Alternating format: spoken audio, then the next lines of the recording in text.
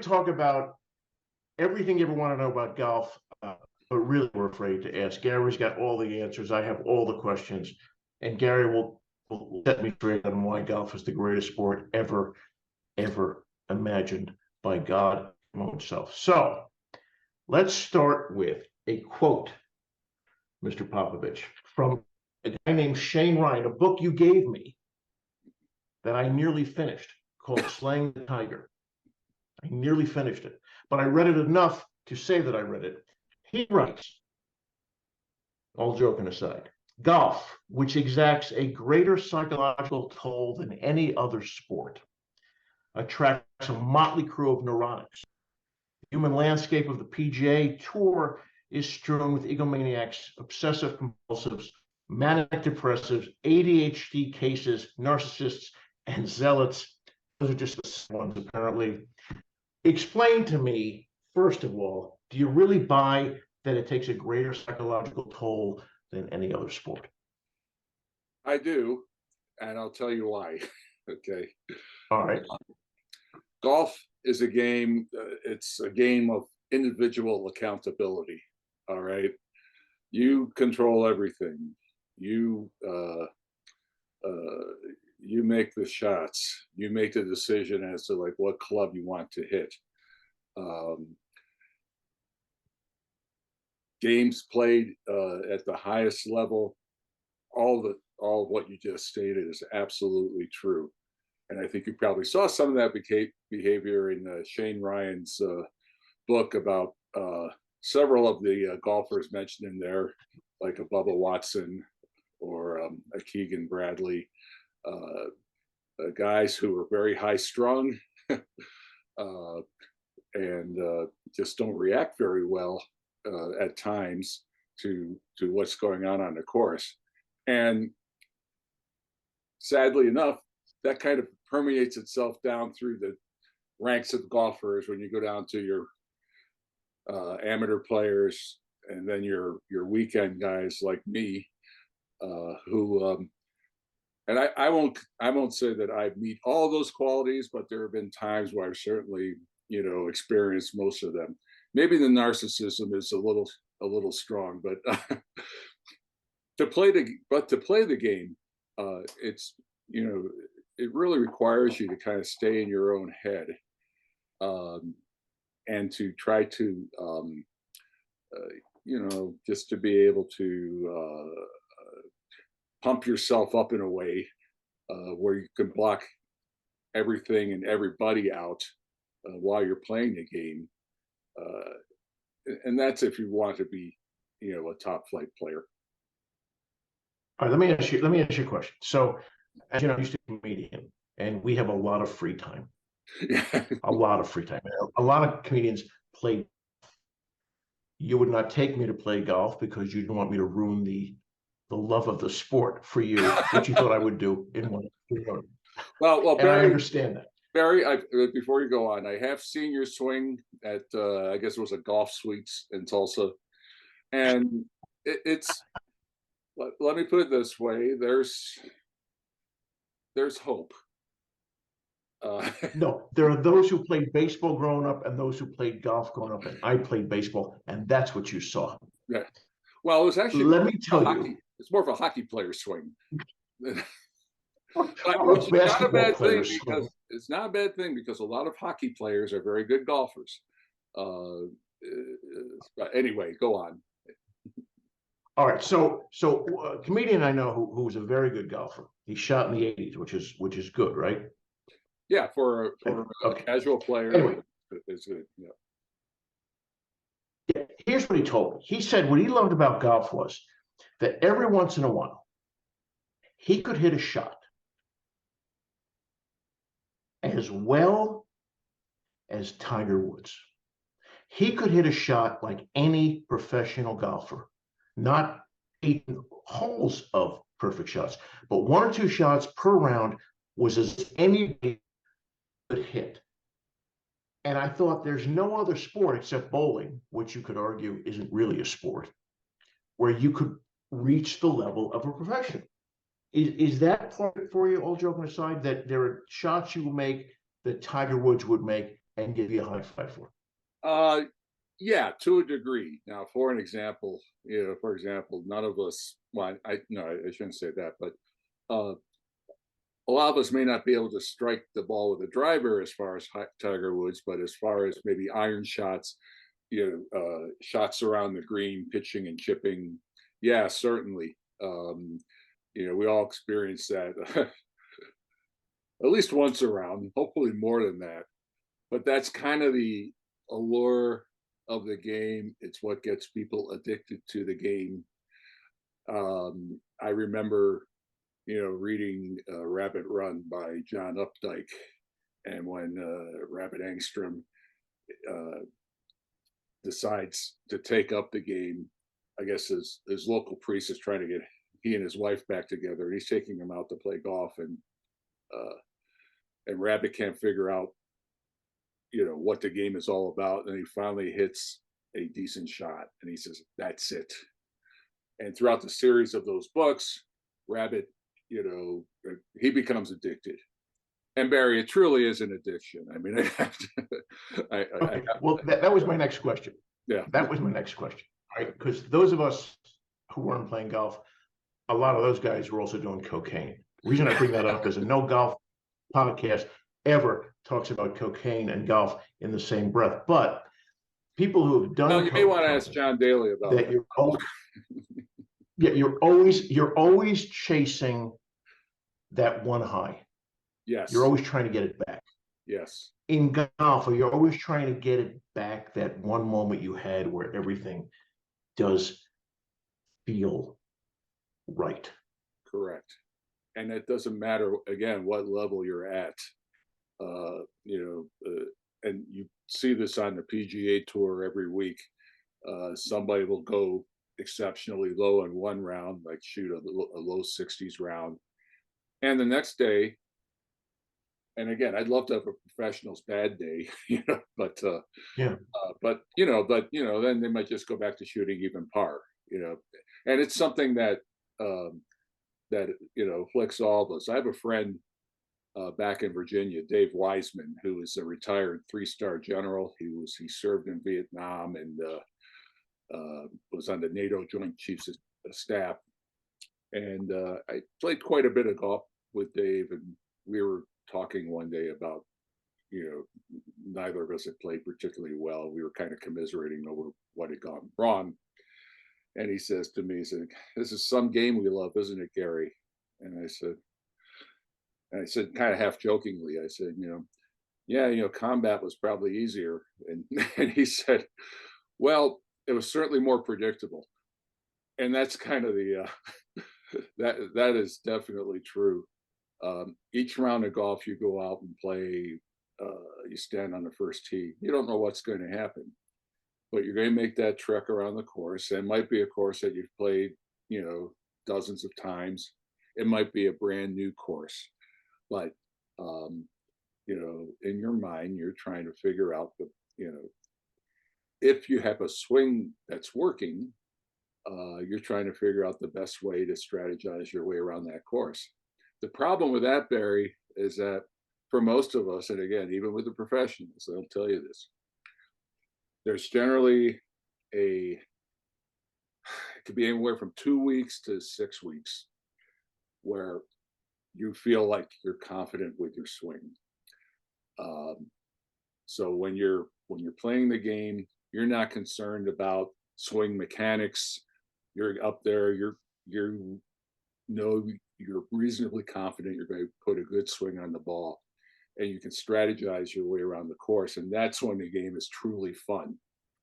It's also when that addiction strikes. And then one morning you wake up and it's gone.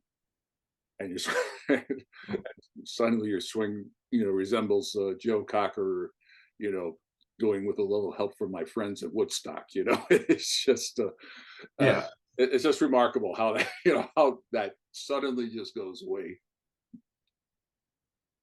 Is it and you talk about other things around golf, which I really want to get to, but sure. Is the mastering of the mechanics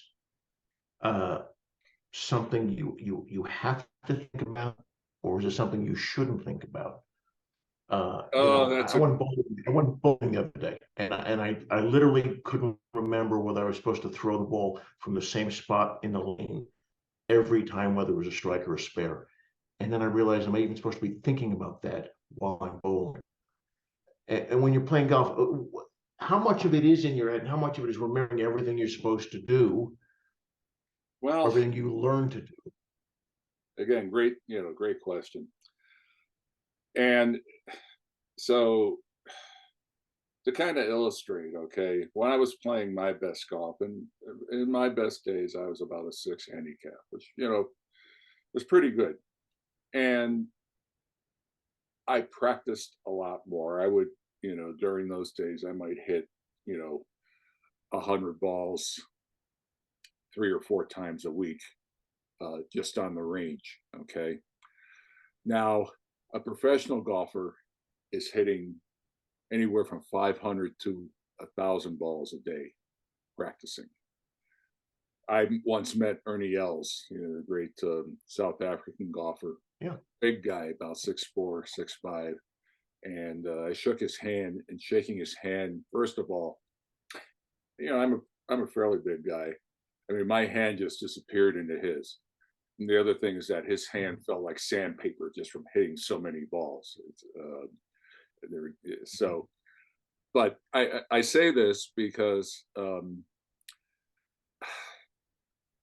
with that practice, obviously, you're trying to, groove a swing, try to eliminate faults. But we're not machines. The closest thing I ever saw to a machine playing, quite frankly, was my dad.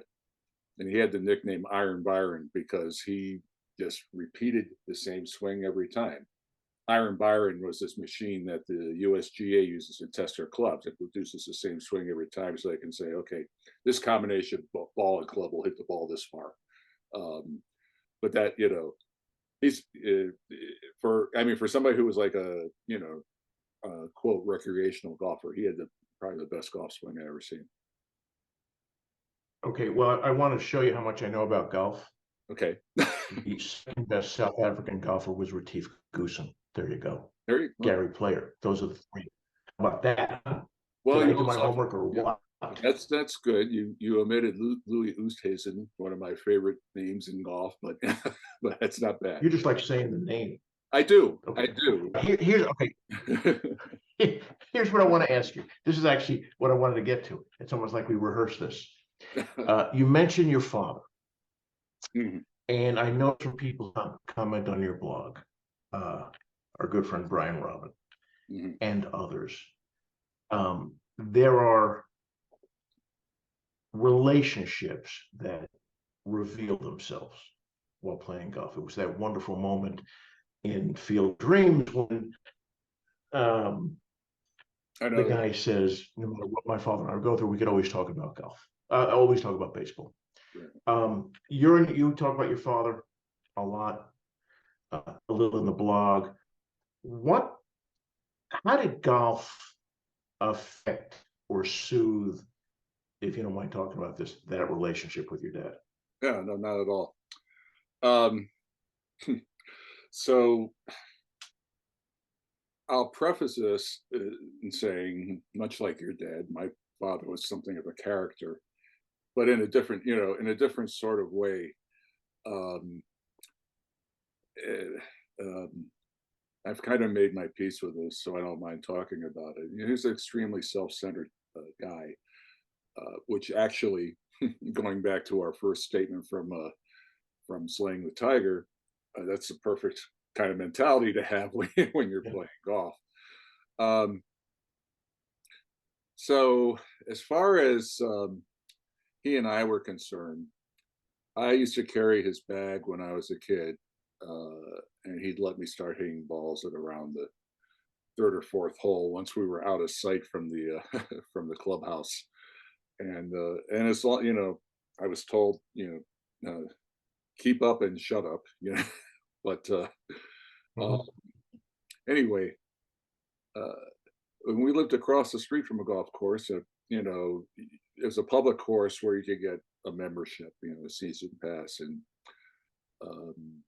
so he got one for the family. My older brother was a very good golfer. I was okay at that age. I didn't really have the mentality for it at that time. And around the age of 13 or 14, I really started, you know, have some rebellious things with my dad. You know, we always both thought that we were the smartest guy in the room. Even at 14, I felt that way. Good thing you got over that. Well, oh, sure, yeah.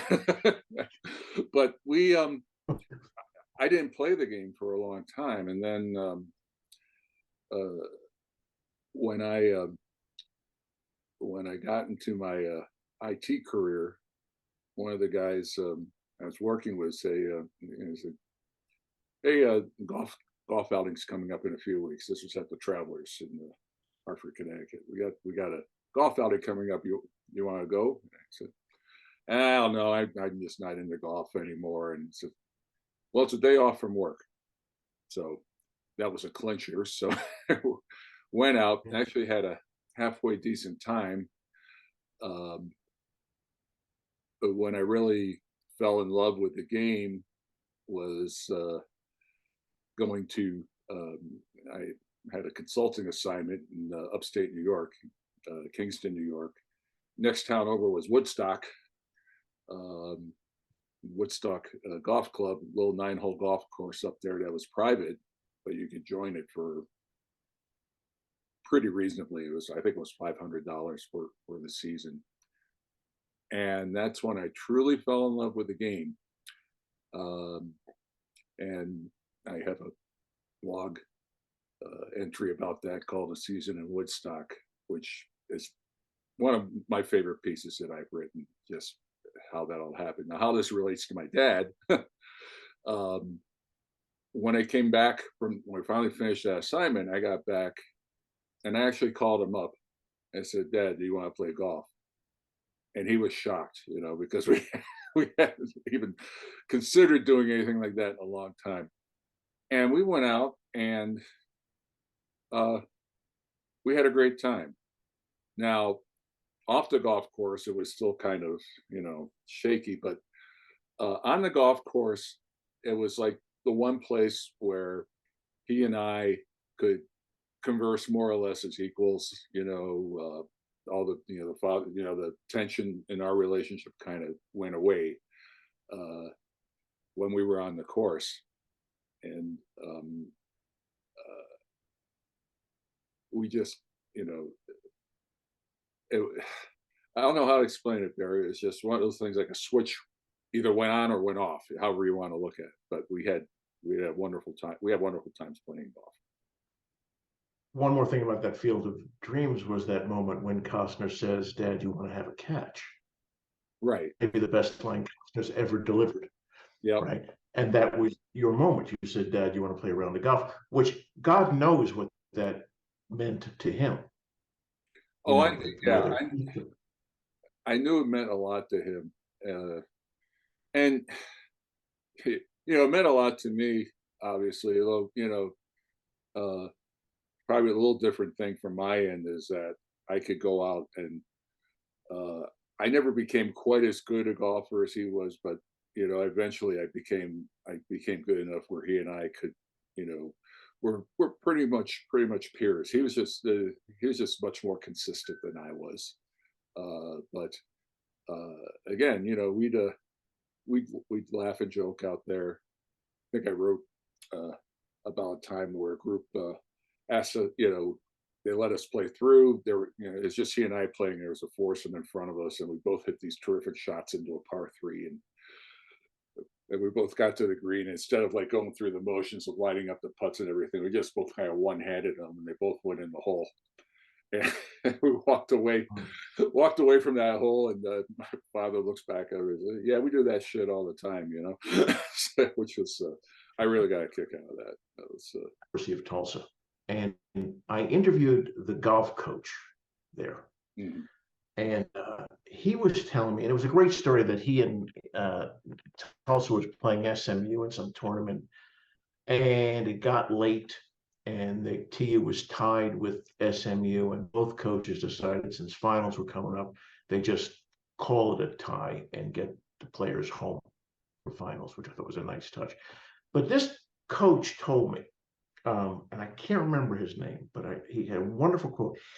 We're talking about Tiger Woods, and I asked him about John Daly, because Daly was in town. I think the PGA was there that year, or the US Open. I can't remember which one. And he said that he actually thought that Daly, uh, he used the word damage, but he didn't really mean it this badly. That people watch Daly play golf and they thought, oh, I drink, I'm out of shape. I Yeah. go to top bars. I can do that. Plus, he also had more sponsored decals on his shirts than like a NASCAR driver. So, yeah. And then I heard a story, and I'll let you comment. I heard a story that one time Daly was telling the story that he was playing golf with Woods, and they finished playing, and Woods said, and Daly said to Woods, "We're going out for a drink later. Why don't you come with us?" And he goes, "No, John, I'm gonna play another 18." And Daly goes, "We just played 18. Come have a drink with us." He goes, "No, John, if I had your talent, I'd go have a drink, but I'm gonna go practice." And the next day, Daly said that he beat Woods again. And Wood said, maybe next time I will go drinking with you. How good of a player is John Daly, or was John Daly, compared to what people think of this big, oversized buffoon who doesn't seem to care about the game, the grandeur, the history, or any of it? Next to great Greg Norman, I would say that John Daly was probably one of the most purely talented golfers to ever play. He was also had the most colossal waste of talent of anybody. And when he first kind of broke through, he won that PGA tournament back in I think it was 1991.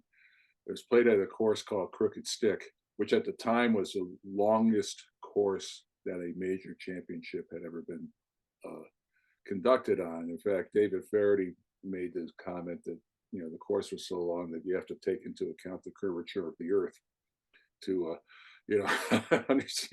understand how to play some shots. And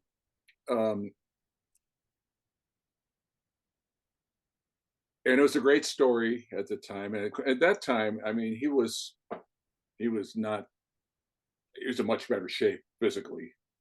He was not. I mean, he was a big guy, but he was not. The bloated guy that he is now. But he would go to the range and warm up. He'd have a cigarette dangling out of his mouth, and he'd just start bombing iron shots. Part of it, a lot of guys were hitting drivers. But then the stories started to come out. And at that time, I think this was Mrs. Daly number 2 that he was married to, and she it turned out she told him she was 29 years old. She was actually 39 years old. Daly was 25 at the time. John, I mean, I used to kind of root for him, but more than that, I just, I'm not a religious person, but I just kind of prayed that he didn't do anything stupid like wreck his car or, but there were just episodes on the course that, guys, accused him of quitting on rounds, that he just wasn't using his talent. But same token, I would see him hit some shots sometimes that no other mere mortal at that time could do. He just had actually, it was gosh, I forget which tournament it was. It might have been at the US Open, but it's kind of a windy day, and it was a particular hole where a lot of younger players just try to overpower the wind. And Daly just hit this beautiful low right to left shot. These days they show that they call it the TrackMan, which will show the trajectory of the shot. And it was just gorgeous. Put it off 5 feet away. Of course, he missed the putt, but it was just just indicative though that when he wants to, he's just an amazing talent. Two more stories of golfers who have blown leads or blown their careers.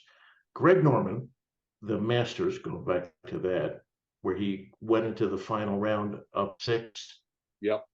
And finished 3rd. The great story I heard was that after that loss, he enlisted the help of Tony Robbins to work through that those walls that he built up, or walls that were there that made him lose. And so he studied with Tony Robbins all year. And that the next year at the Masters, he didn't make the cut, which I thought was a great story. The other one was I just saw this clip, which I'm bringing it up, otherwise I wouldn't have known it.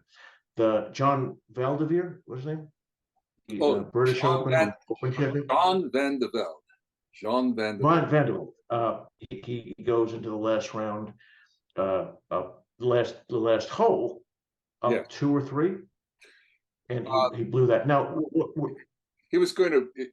He could win making double bogey on the last hole. So yeah, he was up 3 shots. Okay. What hit me about that was the announcers, when they were announced, doing the play-by-play of his last hole and all the strokes, we're talking about how he was blowing it and how he was ruining it and how he was taking stupid shots and making ridiculous decisions.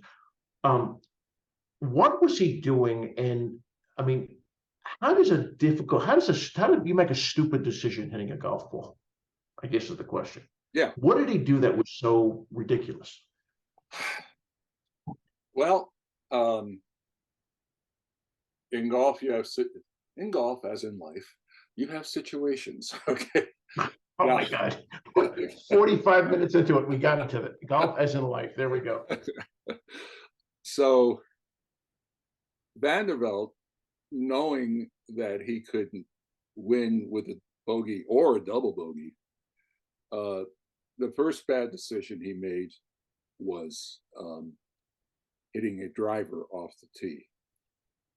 Now, I won't say in his defense, but his feeling at the time was that he had driven the ball well all during the tournament. I mean, he was the one guy. Just as an aside, that year Carnoustie was without a doubt.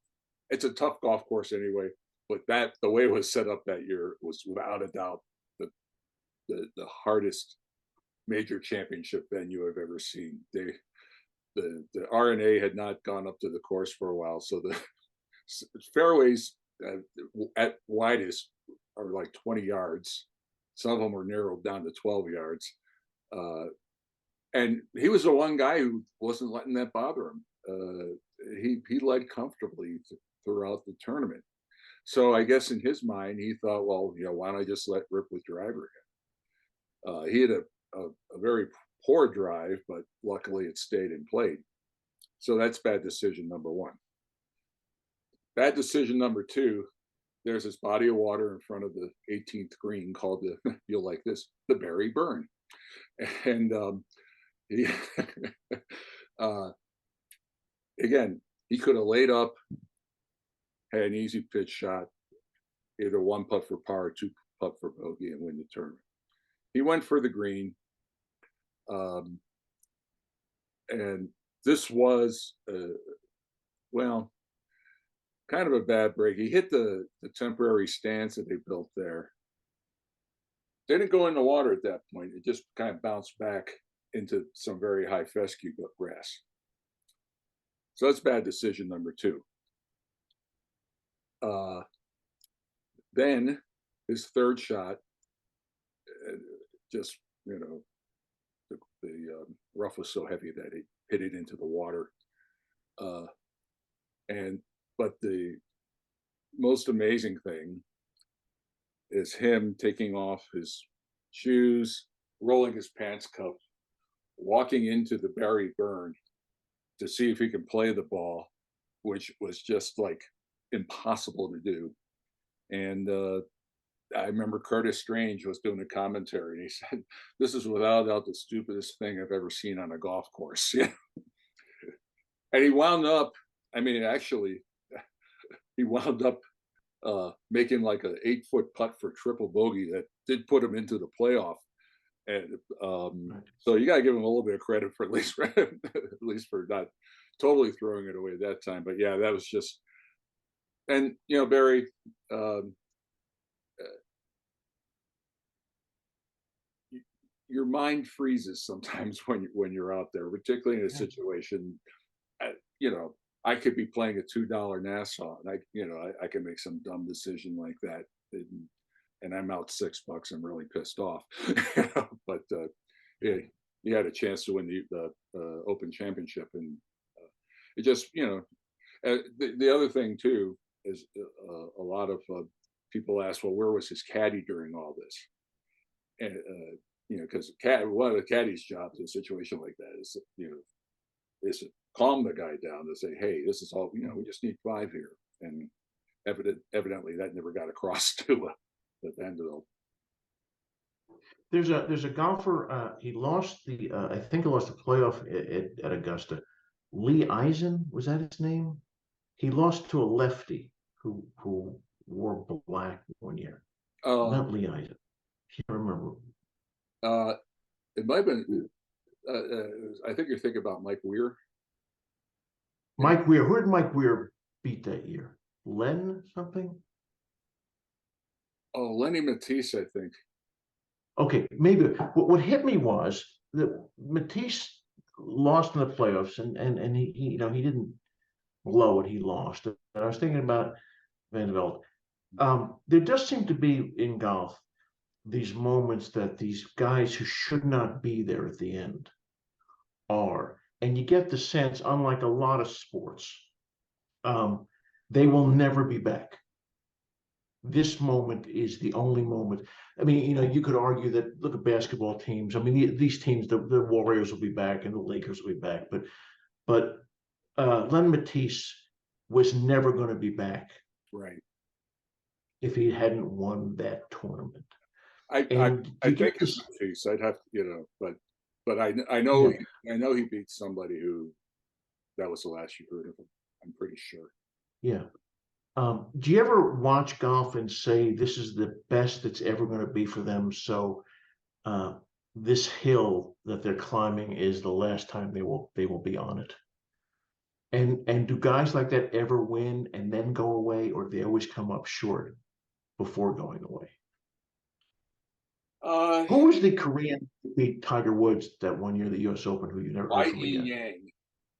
Yang, Yeah, Ye Yang, and it's the only time that at least at that point that Tiger somebody chased him down. Basically, usually Tiger, if he had lead after the third round, particularly in a major, I think it was something like, I don't know, 25-0, as far as right, yeah. that's concerned. And yeah, and Yang Yang chased him down.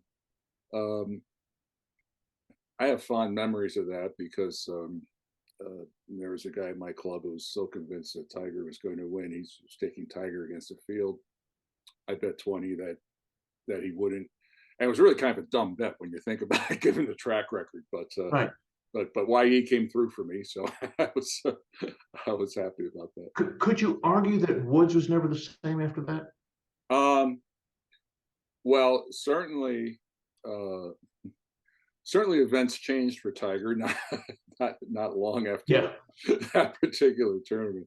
Um, well, and he didn't win another major until that comeback he had in 2019 um, at the Masters. Uh, I think Tiger at that stage in his life was obviously a certain amount of hubris um, earned, Yeah. but uh, Yeah. the because he every time he teed it up, he was maybe the favorite in just about any tournament he played it. But he was also the injuries that he sustained over the years. A lot of it, I mean, he really kind of brought up himself. He wanted to go through Navy SEAL training and all this, and and know that put undue stress on his knees, his back,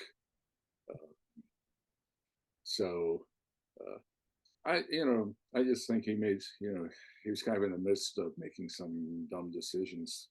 It's all said and done. Um, Obviously, in his prime, he's, for me in my lifetime, a toss up between him and Nicholas, given their, comparative eras in which they played, but they were the two best golfers I ever saw. Yeah. We probably have time for one more. So let me ask you the question. We'll save that question for the next time. Let me ask you this one.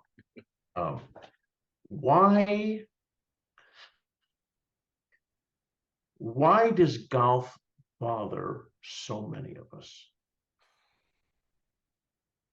That's a great, and again, you're asking some good questions here.